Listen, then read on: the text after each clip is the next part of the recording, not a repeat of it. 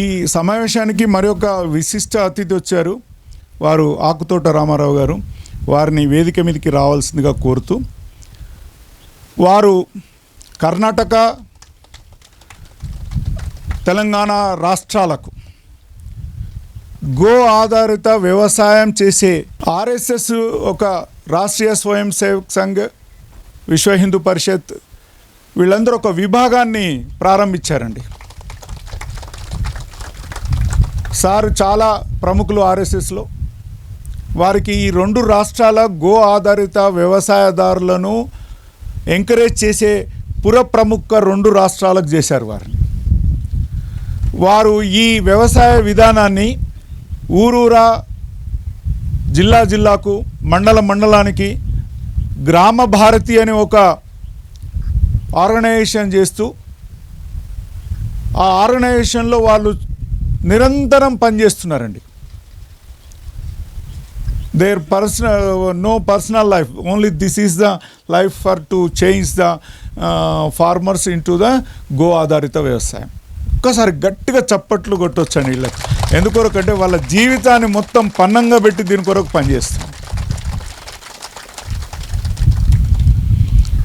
మరి మీకు అందరికి తెలిసిన వారు, సుపరిచితులు, గత 20-25 సంవత్సరాల నుంచి వారి జీవితాన్ని మొత్తం గో ఆధారిత వ్యవసాయము, సుభాష్ పాలేకర్ కృషి విధానాన్ని డెవలప్ చేసేందుకు పలు 2 రాష్ట్రాలు, తెలంగాణ అండ్ ఆంధ్రప్రదేశ్ రాష్ట్రాల్లో ప్రముఖంగా పనిచేస్తున్నటువంటి మన విజయరామ్ గారికి పెద్ద ఎత్తున కరతాళ ధ్వనులతో వారి స్వాగతం పలుకు.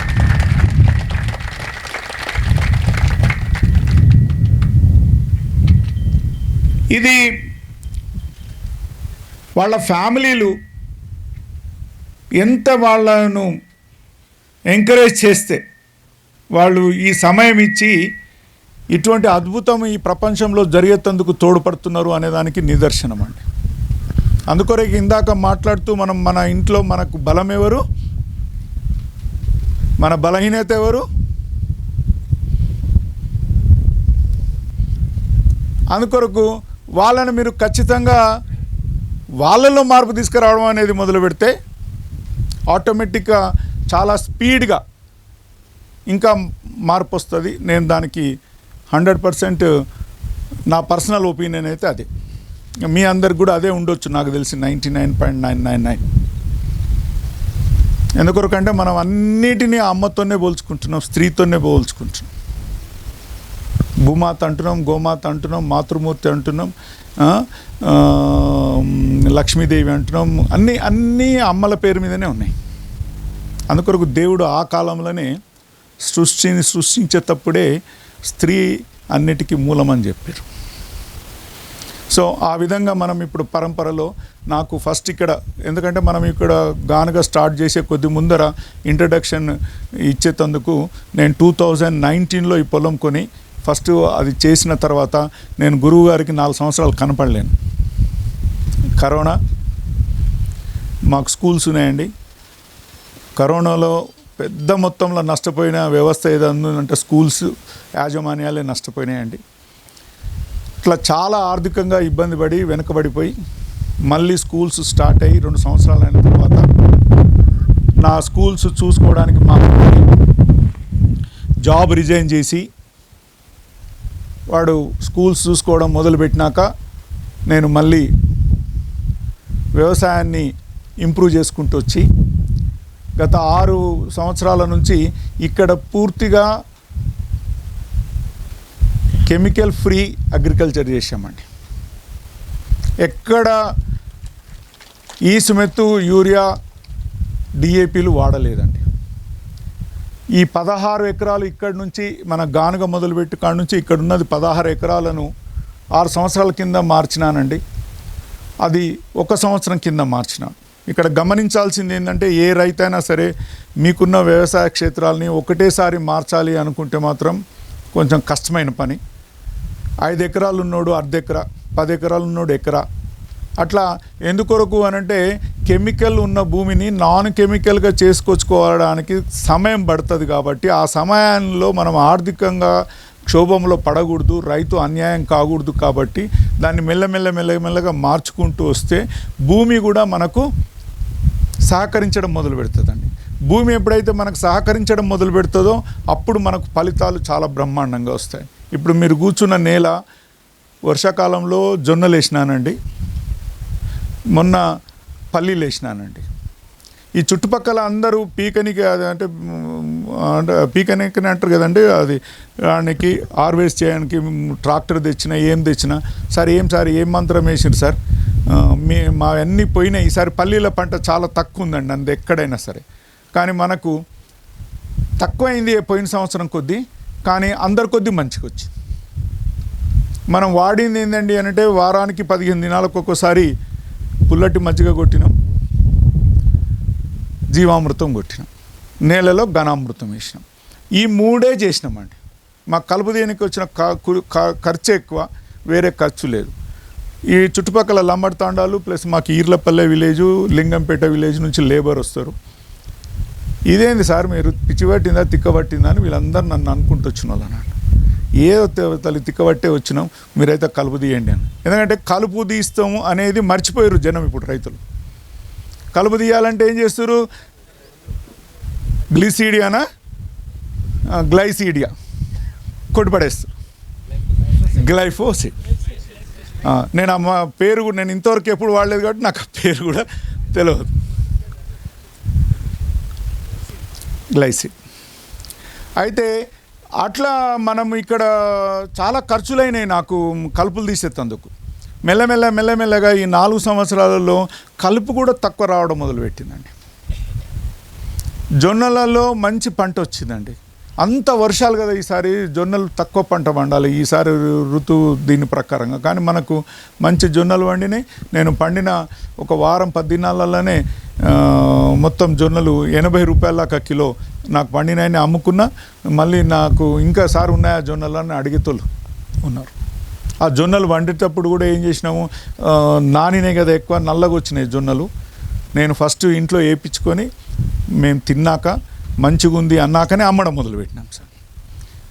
రైతు ఎప్పుడైనా సరే 3 సూత్రాలు పాటించాలి సార్: కమిట్మెంట్, క్వాలిటీ, క్వాంటిటీ. ఈ 3 దండ కొట్టొచ్చండి రైతు. కమిట్మెంట్ ఏం మాట్లాడినాం అదే, మన జొన్నలు బాగాలేకపోతే అమ్మమాకండి, మళ్ళీ దానికి గానుగ పట్టించి పౌడర్ చేసి మన ఆవులకు పెట్టుకోవచ్చు, నష్టమేం లేదు. కానీ కస్టమర్కి ఇచ్చినప్పుడు మాత్రం నాణ్యమైనది ఇచ్చేందుకు ప్రయత్నం చేయండి. నెక్స్ట్ క్వాంటిటీలో దండగొట్టకండి. మనకు తెలిసిన కొంతమంది ఉన్నారు, 25 కిలోల రైస్ బ్యాగ్ అంటారు, అది 24 కిలోలే ఉంటుంది అన్న. అంతే కదన్న, 24 కిలోల రైస్ బ్యాగు రైసు 1 కిలో సంచి అన్న, అందుకొరకు 25 కిలోలు అన్న.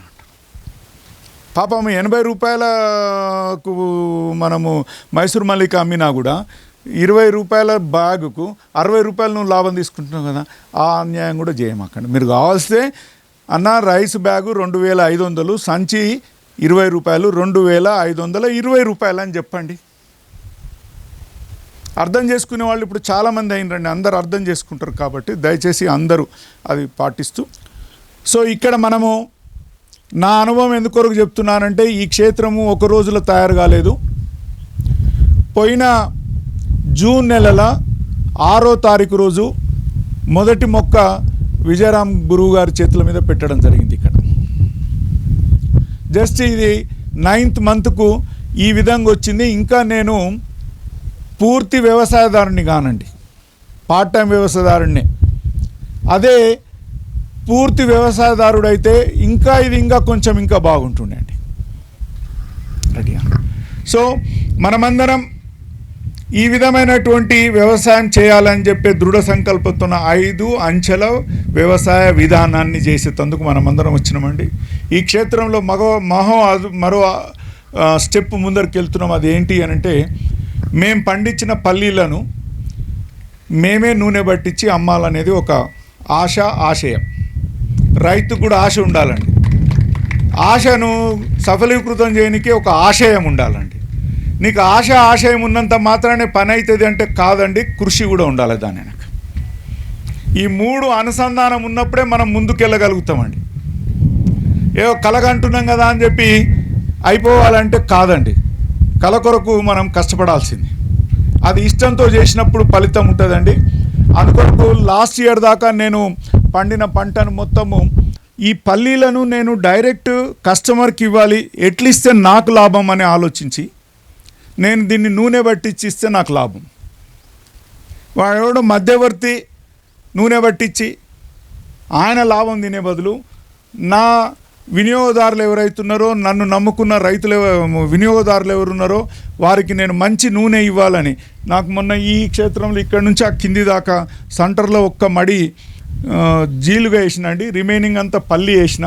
పల్లి కూడా కలుపుకు భయపడి గొర్రుకి వేసినాం, ట్రాక్టర్ గొర్రుకి వేసినాం. సెంటర్లో ఎద్దులతోన గడెం కొట్టినాం, కలుపు తీపించుకున్నాము. ఏమీ చేయలేదండి. ఓన్లీ 10 దినాలకు ఒకసారి జీవామృతం ఇచ్చినాము, మళ్ళీ 10 దినాలు ఆగి పుల్లటి మజ్జిగ కొట్టినాము.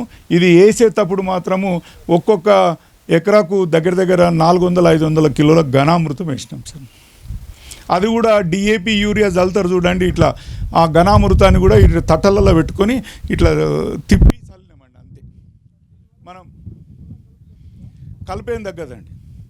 కలుపు ఎప్పుడు తగ్గుతుంది అని అంటే మనము నిరంతరం సేద్యం చేస్తున్న కొద్దీ ఒక స్టేజ్లో అది విత్తనము రాలే కొద్దీ ముందరే మనం కలుపు తీయడం మొదలు పెడితే విత్తనం అనేది రాలేది తక్కువ అయిపోయిన తర్వాత కలుపుది ఆటోమేటిక్గా తగ్గుతుంది అని చెప్పి నాకున్న అనుభవంతో నేను చెప్పగలుగుతున్నా సార్.